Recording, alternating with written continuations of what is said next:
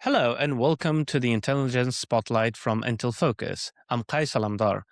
Journalism is being asked to do more with less. Cover wars, displacement, information, sudden crisis while budgets tighten. Newsrooms shrink and platforms keep changing the rules. In that environment, reporting that still cuts through is simple. Field-based, evidence-based, and honest to say. Enough to say we don't know yet, right? So sometimes we have to be able to say we don't know yet rather than giving information that are without facts. So today's guest is someone whose work reflects exactly that. Gergana Krasteva is a former Metro first foreign correspondent. She has reported on conflict and humanitarian crises with a digital-first approach that blends on-the-ground reporting with OSINT-style verification. Her recent coverage has included major international developments, including Russia's invasion of Ukraine and Israel's war on Gaza, and she has reported from places including Lebanon, Romania, the Vatican, and Zimbabwe.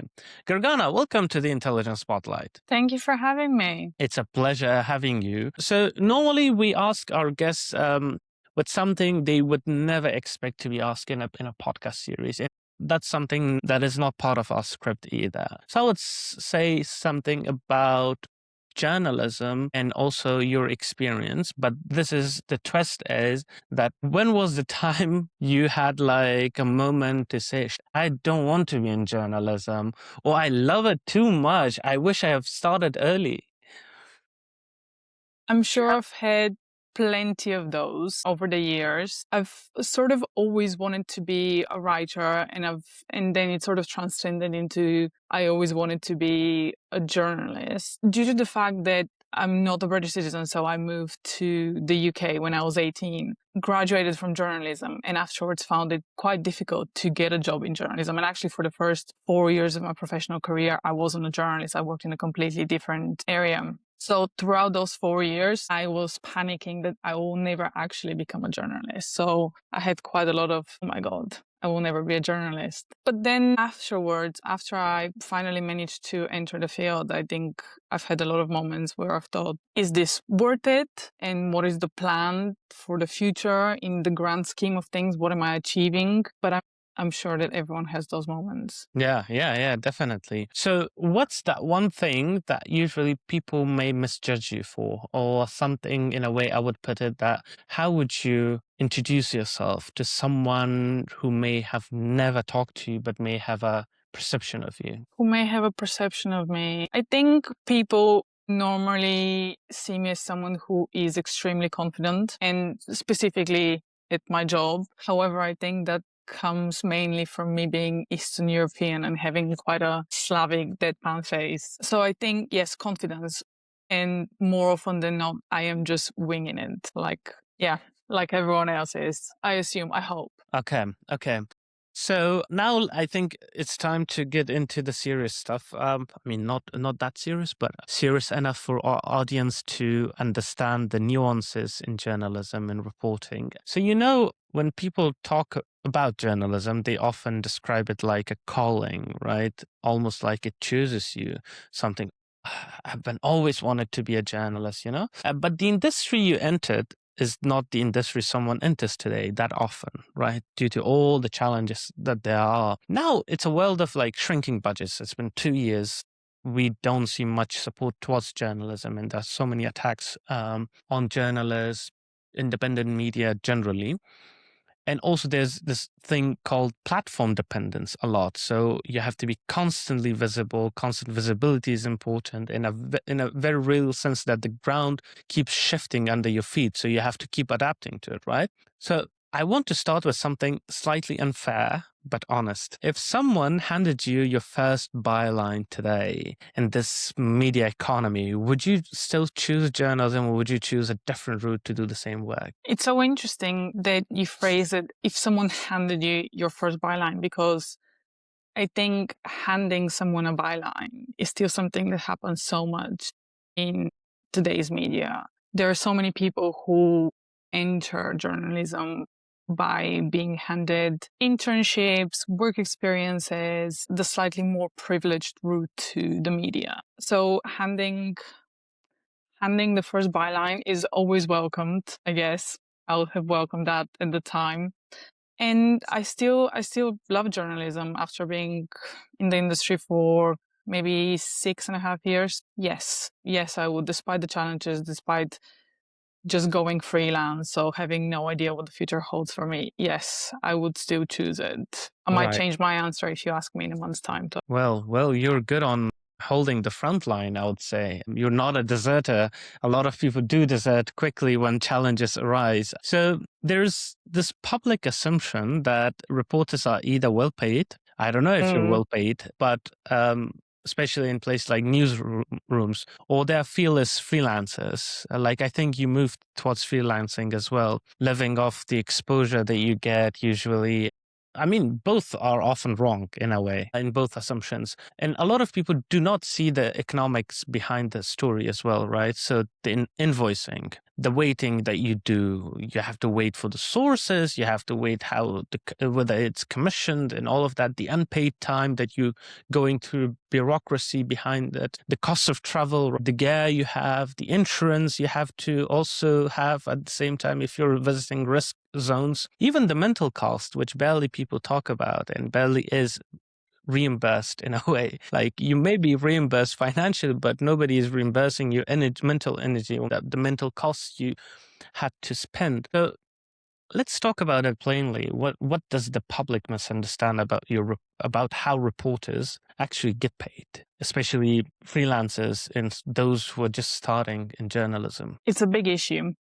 Mm-hmm. And it's something that both early career journalists and freelancers talk about all the time. These are conversations I've had with so many of my colleagues throughout my career. I had a really interesting conversation with an editor the other day who I met up with a coffee, who was just sharing wisdom about the freelance world. And one thing that they said really struck with me. And they said, if you thought it was a real hustle to get a foreign dispatch approved before, now it's unimaginable as a freelancer. So this is something that has really stayed with me since then. But specifically, if we're starting with early career journalists, when I started as a multimedia reporter at a local newspaper, I'll be very frank about how much I got paid.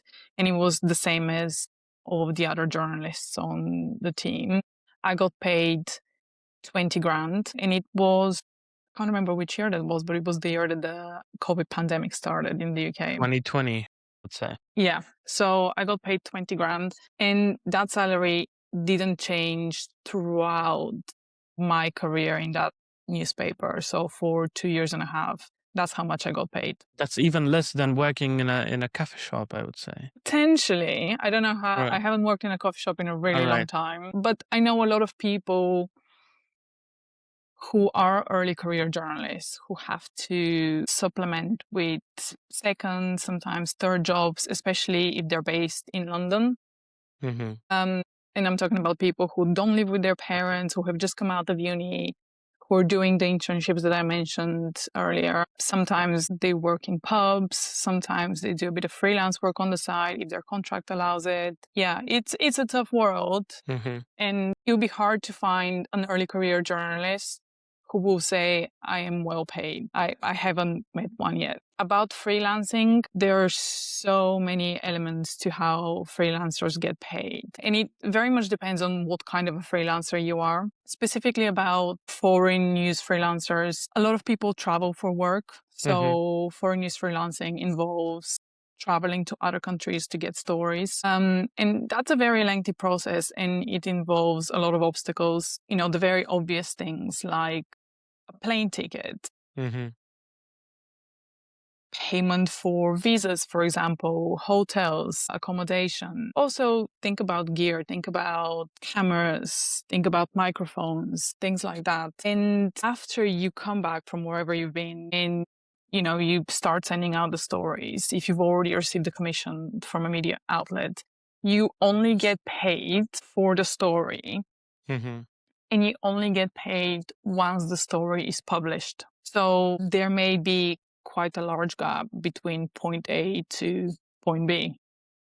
Yeah. So that is definitely something to consider. Years before going freelance, I remember going to, a few meetings where other freelancers who had been doing it for years were sharing advice. And many of them said, make sure to have at least 2 months of a normal salary in your bank account before going freelance. And I would say a few years later, I would say have even more because it's hard out there. You're a lone wolf if you're doing freelancing in today's world. You don't have the support of the pack in a way, so you have to be well equipped, well planned. And I think the hidden cost of freelancing that nobody talks about is, despite all of that, you do every little details that requires, right? And not just, okay, if you're employed somewhere, most of the things are done by that. And also you have to do your own taxing, you have to do all your own invoicing, accounting, and tracking all those deductions. And I mean, it's a lot, right? But there's a question that pops in my mind. Why you do it? No idea. Um, why freelancing specifically? I mean, why journalism, but especially if it's freelancing, when you have to deal with all those caveats, what keeps you moving? That's a big why in my head. I really hope it's worth it in the long term. Mhm. I personally did it because it allows a little bit more freedom. It perhaps allows me to cover a slightly wider range of stories than I have been covering. I hope it would allow for more travel. So, yeah, this is something that I've really debated. And to be honest with you, it was a bit of a whim decision. Mhm. But I wanted to be brave in 2026, and going freelance was part of that. And if I fail massively, then I will search for another full-time job. Right. Well, But I do think it's worth it. yeah, I mean, this is the thing with a lot of people. I guess it's when you have a vision, when you think of long term, the hassle that you're going through means something. It's part of those building blocks, the bricks that you put to build something for yourself. But also, it's not just personally, but also professionally in long term for the field as well, because it's a very fragile field at the moment in the world. So I would personally applaud your work and keep it going. But I mean, this is one thing. The other thing is about the stories themselves, right? So how you come up with stories, how whether you want to, how it's being commissioned, and all of that. Sometimes the most important stories are the ones that are never get reported, right? Not just because nobody cared, because maybe it wasn't viable, right? It wasn't because you couldn't do it, or due to safety, the trip wasn't safe, or you can't do it in time because news is always moving, so you have to grab the right moment to produce the story, put it up there, or you just can't do it at all because without the support that makes the reporting possible, right? You don't have any support at all and you're also struggling. So was it a time that you ever had to turn down a story you believed in deeply because but you couldn't do it because of the maybe budget, time, or security support simply wasn't there? I think I've always been quite realistic about the stories that I can turn around. So my pitches have always been based around those considerations. I will say that in my previous work, I was very supported, and I wouldn't have been able to focus on foreign correspondence if it wasn't for my editors who gave me a bit of a, not necessarily a carte blanche, but my pitches were always welcomed and I was always listened to. That said, now that I'm going freelance, the freelance community is incredibly welcoming, is the first thing that I'm learning. So that support that you mentioned, or the lack thereof, I am seeing in a lot of my colleagues who have been freelance for a fair few years, who are very open to share contacts, Right. whether that's sources on the ground, whether that's editorial contacts in the newsroom, who are very open with sharing advice. Um, and that is something that has really helped me in the past few weeks. And anyone who is a freelancer who doesn't do these things is not looked upon very kindly by the rest of the group, if that makes sense. Yeah. I'm really happy actually that you're mentioning safety, because I do think that's incredibly important. And I'll be doing a disservice to many of my colleagues, whether they're freelancers or whether they work for established newsrooms out there. 2025 was one of the deadliest years for journalists. More than 230 journalists have been killed.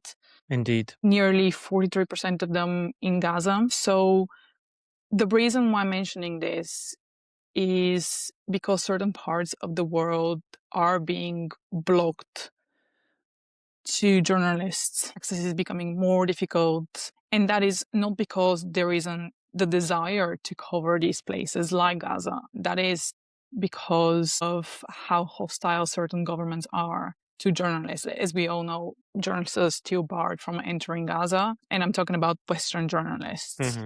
There's still many incredible journalists in Gaza who are reporting on what's happening, despite how deadly the war has been. So I do want to say that, and it's an important consideration when people are going to war zones. Journalists are now being targeted, and not just in Gaza, but we've seen these attacks, these targeted attacks on media teams in Lebanon, for example, in Ukraine. So there is that consideration. Right. Exactly. And I think usually we see that people talk about press freedom because when we talk about how the access is restricted, it's also an attack towards press freedom as well. But even if it's talked about like it's some just politics, right? A political discussion. People talk, oh, press freedom, but there's no action, right?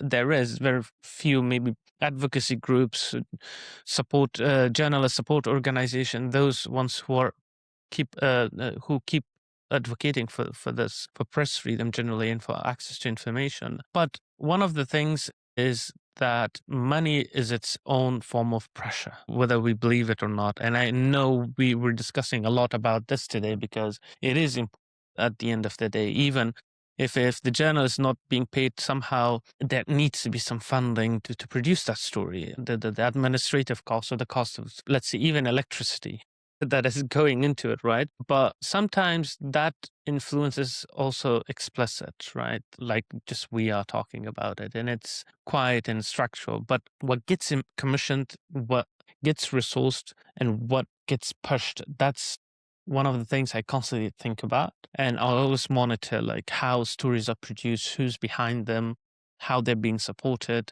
how some journalists already are aware of where to report before something happens, right?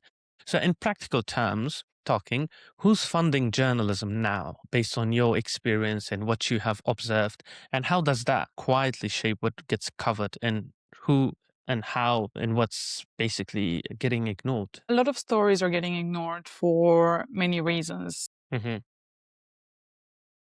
I think one of the first things you learn as a trainee journalist, whether you're in university or if you're doing your NCTJs, one of the first things that you learn is that many stories, foreign stories, have to have some sort of a UK link. This is something that journalists often have to think about and come up with that UK link when reporting. That's not to say that stories which don't have a UK link won't get reported, but they won't get reported as easily, if that makes sense. Yeah. Who's funding the media? I think that's very widely understood that it's a very small portion of people. There are 3 media companies that own around 90% of what we see on the news. So it's not incredibly diverse, and there is more and more media consolidation in 2025. We saw that. We're seeing this in the beginning of 2026. So there is that to consider. What I think a lot of readers don't understand is that most of what we see in newspapers is funded by advertisers. So that is a major consideration. We see these ads appearing on websites. We see these ads appearing in newspapers, sometimes in between actual blocks within the article. So that is what mostly pays the bills. So it is something to consider when reading the news.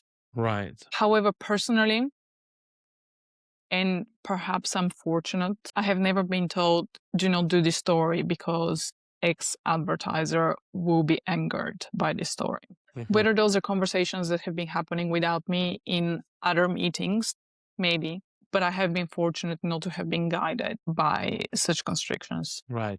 Well, that's good to know. Actually, that's good to know, and I think it's important to understand that there are different streams that journalism is being funded and media houses are being funded. Some comes from private donors, some comes from advertisers, and some just have hidden ways. Which, of course, we also understand. Some media houses they also push certain narratives because of who's funding them, right? And it's that's why it's very important to consider that as well. So you mentioned about, of course, your work is now it's mainly freelancing. So freelancing requires a lot of pitching, right? You have to research the topic or see what's happening, and then okay, write the pitch and send it. But let's say I don't know nothing about journalism. I would think that it's easy. I'll just find something, a topic, just write down, pitch, send to maybe an organization. Or how do I do that? First, okay, I don't know who to contact, right? And how should I write? I don't think about that when I see someone else is doing, right? I'll see maybe like they just pitched it, okay, they because they were journalists before or had some experience, they got picked up and their story was published, maybe they get paid. Well, but tell us how it's being actually done, how the pitching works generally, what's the process to it, how do you find a story, what's the good strategy to pitch a story that should be picked up, how to find the publishers, basically based on your experience, if you can shed some light on that. There are many ways. The normal process is that you establish good relationships with editors across the media sector, whether that is in television, whether that is in newspapers or in magazines or even in radio, whatever your primary beat is. Mhm. So you establish good relationships with these editors. Whenever you come up with stories, you pitch those stories to them. You get their feedback, you do the stories, you write the story or you produce the stories within deadline. Those stories go out, you get paid. It's like the very simple process. There are a million hurdles in between each step that I just mentioned. I see. I think, I don't know if it's blind conviction. I do generally believe that if the story is good, people will respond to it and we will prove it and will commission you. That is not to say that if a page doesn't get commissioned, it's bad. Maybe the time wasn't right. Maybe the publication wasn't right. Maybe the editor was having a bad day. You know, all of that is part of the process. One of the things I always say to early career journalists who contact me for advice, who ask me about, oh, how do you come up with stories? And normally my response is find a niche, find something that you're interested in, have topics that you're interested in. I would say being a general reporter nowadays isn't as common. And most people don't actually want to be general reporters. Most people want to have a patch, Mhm. as we say. So whenever you find that topic, that thing that you're really interested in, really hone it in, that's your skill, that's what you're going to sell. Mhm. So make sure you're across it and whenever possible, find a new line. And you know, the very basic things of read what your colleagues are writing, watch Mhm. documentaries, watch the news, be online. That's how you get stories. There are so many stories that I have gotten over the years by waking up for no reason at 3 a.m. because I couldn't sleep. And this is very bad advice, by the way. I have opened my phone and I have started scrolling on Twitter, for example, or I started reading an article and that gives me an idea of something that I should follow up on later on, or that's a story that I should pitch. I have gotten some of my best stories from not being able to sleep and waking up at 3 a.m. And that is not advice that I want to give to Well, yeah, to someone. just set or wake Set up an at 3 a.m. alarm. I Set an mean, alarm for 3 this a.m. is more, yeah, this is more like one of those prophecies that comes to you like in the middle of the night. Your brain awakes. I agree. What you're saying. It's not an advice, but if it comes from passion, I would say, if you're Yeah. constantly thinking and passionate, those ideas come, especially in the times like 3 a.m. I guess so. I hope so. But yes, find something that you're really interested in and focus on that. Exactly, but because what you described actually made me have flashbacks of how I wrote some of the. I didn't write much stories. I did a lot of investigations, but those investigations or the angles I took usually came in those times. For instance, I couldn't sleep late at night because my head was connecting certain dots. I was, why? No, I have to sleep. And then maybe there is something. Oh, this is new. Wake up, just write it down and go back to sleep. Or similarly, I would wake up because I do a lot of OSINT. So one big part of OSINT is geolocation, right? Geolocation, sometimes it's so easy. You can geolocate a location in 5 minutes. But sometimes some locations are super difficult. It's not about the location, but the material you have to geolocate. Maybe it's of very low quality that requires a lot of attention. And I'm sitting, it's 12 in the midnight, trying to geolocate it. And I'm spending hours. It doesn't work. Why? Because the brain is tired. It cannot analyze more. So when I go to sleep and I wake up, it's more easier to analyze those details quickly or pinpoint new details. So I think these are the tricks that people could do sometimes if they are under pressure. Maybe this is from my side, and it's late at night. They're super tired, but they want to get done with a story, right? And nothing new comes up into their head. I would just say, like, rest. Just go Have to. a nap. Yeah, exactly. This, because everything happens, this field of journalism and investigation, and it's all here. It's your brain. Your body is just a tool for that. So if the brain is tired, so of course you can't produce that anymore. So you have a nap, as you said. And I would say, and I respect every reporter in this regard as well, because they sometimes also constantly alert, and something happens in the middle of the night, they have to wake up and go report it, whether that's in city or that requires certain travels outside or their emergencies. So I would say that you go in thinking you understand the story, right? And then something changes it. And then again, a single source says one sentence, you're like, okay. And then a document appears which leads to something else, or you find a witness in the field that makes the original framing of the same story almost very naive, right? So for you, can you maybe, I mean, it's not mandatory for you to answer this, but can you describe a moment that when a single source, a single document, or maybe a single scene forced you to completely rewrite your whole story in your head?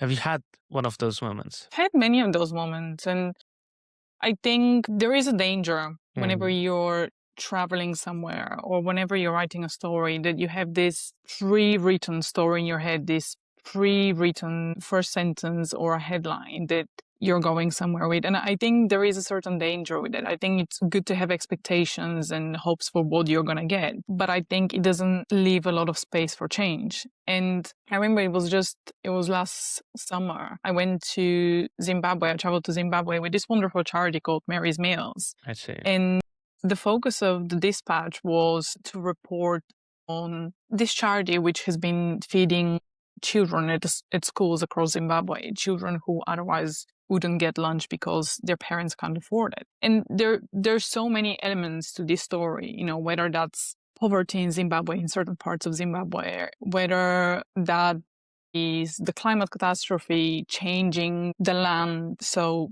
people cannot grow what they're normally used to. They can't look after animals because there's no water. They live far away from factories, from big cities, etc., etc. There was a lot of elements. There were many elements to this story. And I sort of knew what my top line was going to be. Wonderful charity does this. When I arrived in Zimbabwe, we kept driving. We were staying in this city called Bulawayo. Right. And around Bulawayo, there are many gold mines, legal and illegal gold mines. And sometimes you just be driving on the road and you will stumble on a huge hole on your right and then on your left. So I started asking questions about these mines, and people weren't very open about it. So I kept asking more questions. And by the end, what transpired, and this is something that I had already read about in the past, but my brain wasn't necessarily making the connection between these gold mines and the way that the land was being destroyed, and also the connection between the gold mines and early marriage for girls. and alcohol abuse for young boys. There are so many elements to this story. So I started asking more questions. I started interviewing former miners, people who have really been affected by these gold mines, and it turned into a completely different story. And at the end, I ended up writing two stories, one on the charities work and one on how these gold mines, whether illegal or legal, are affecting people's lives, whether that is adults who have died in the pits because the pits are not secure enough and the tunnels have collapsed, whether that is girls who have gotten pregnant Mm. because there is a lot of sexual abuse around the mines, and so they've been married off at a very young age. Wow.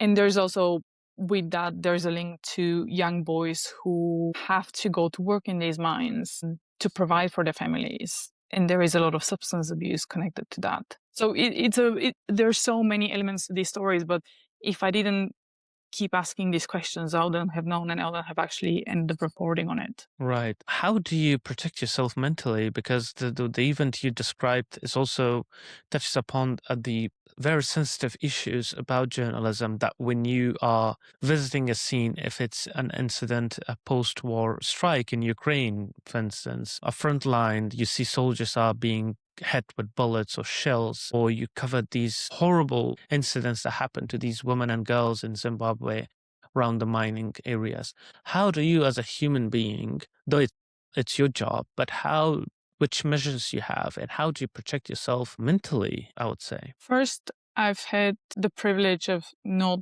bearing the brunt of frontline war reporting. Mhm. Many of my freelance colleagues have. So that is not something I can speak about because that carries a different type of trauma that I've never experienced. Right. So I can only imagine Hmm. how they everything that they have to bear witness to. Traveling to Zimbabwe was very difficult, specifically because I carry so much privilege with me, and I have What never what had to. what do you mean? What do you mean by privilege? I'm a white woman who worked at a Western newsroom that has all the support behind her. There's so many levels of privilege that I can talk about, but one of them is I've never had to think about if my parents can feed me or not. Hmm. So there are a lot of things to consider when you're reporting in places like that. And there are a lot of old school journalistic practices that I disagree with, So, like such as whenever you're reporting on children, on any issues surrounding children, taking pictures with these children for social media.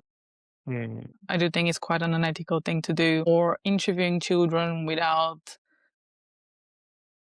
adults present. I do think these are very important things to consider when you're doing the job. hmm. I sort of trailed away from your question. I guess it is something that you think about a lot afterwards, but I think I would feel worse if I didn't report on it, I see. if that makes sense. Yeah, yeah. So though I mean, I like the fact that you said you recognize your privileges, and by understanding that, you go and report and trying to understand the event, the story that you're covering, and not covering it is an issue for you in a way. You see that there's a need, you do it with all those consideration because because the story needs to be reported in a way, right? So I think this is something that touches upon the unglamorous part of journalism. Of course, people see everything that is shiny, that is cool, even the frontline journalists. I mean, from a visual perspective, they see how cool, okay, they're with military, or if they're going somewhere, okay, they're traveling, like they're reporting, there are these bridge between the viewer or the reader and then the person whose story being told, right? But what's the unglamorous skill that actually keeps a reporter alive and accurate, that not anyone knows about it? So, for context, if you will be reporting from any slightly more dangerous areas in the world, Hmm. you are required to get something called HEFAT. It's a hostile environment training. Right. So as part of that course, it teaches you a lot of things, and most of it focuses on first aid, how to administer help to someone who, for example, has just had their leg blown off, for example. But it does focus a lot on personal security, and I think that is the unglamorous part that people don't think about. I think a lot of people think that journalists are just these brave people who just jump into any situation that unfolds. And I think if you want to stay alive, there are a lot of considerations around that. I see. Many of the choices that many of my colleagues have had to make, I've never had to. But some of the things that I remember that are staying with me is, for example, and just for context, I am Bulgarian. And in Bulgaria, most people, if they're sitting on the back seat of the car, they don't put their seatbelt on. Right. It's a cultural thing. It's bad, but we don't do it. After I did my HEFAT course, I started wearing my seatbelt if I was sitting on the back seat. Good safety measure. Good safety measure. Yeah. But one of the things that the course focused on a lot was driving. So think of it like this. You are trying to drive away at speed from a slightly dodgy scenario, whether there's a drone strike, whether you're being chased, whatever. A lot of people start driving erratically under pressure.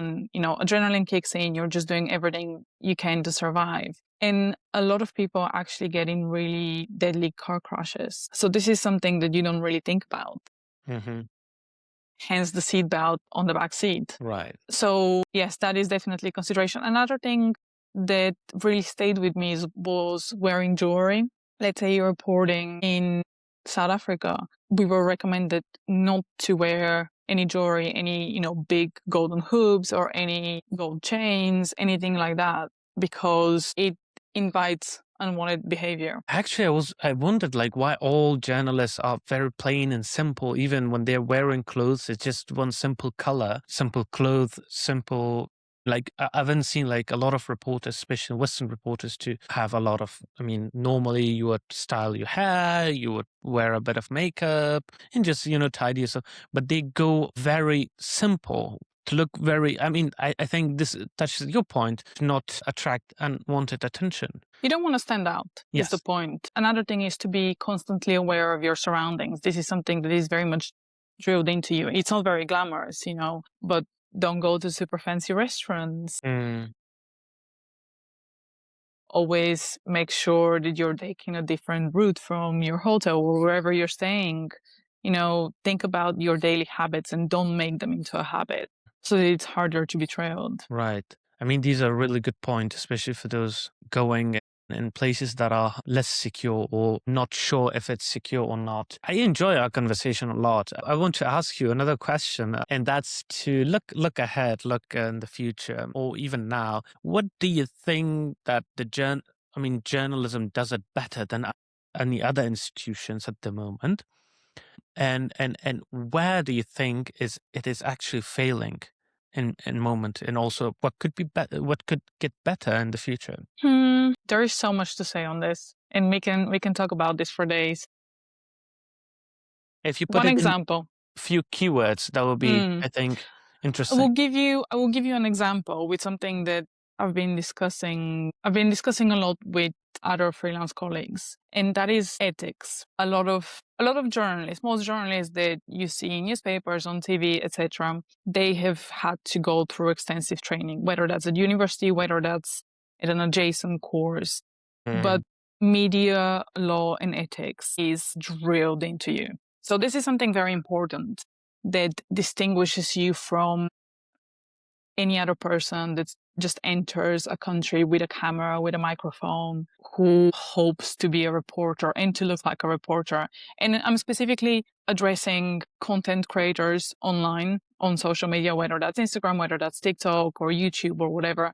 And I very often watch reports allegedly, which to me seems so dodgy. And whether that is, all those content creators who go to Afghanistan, for example, and say, they just hold the camera and say, this is, safe Afghanistan. This is what the media world is not going to show you, for example.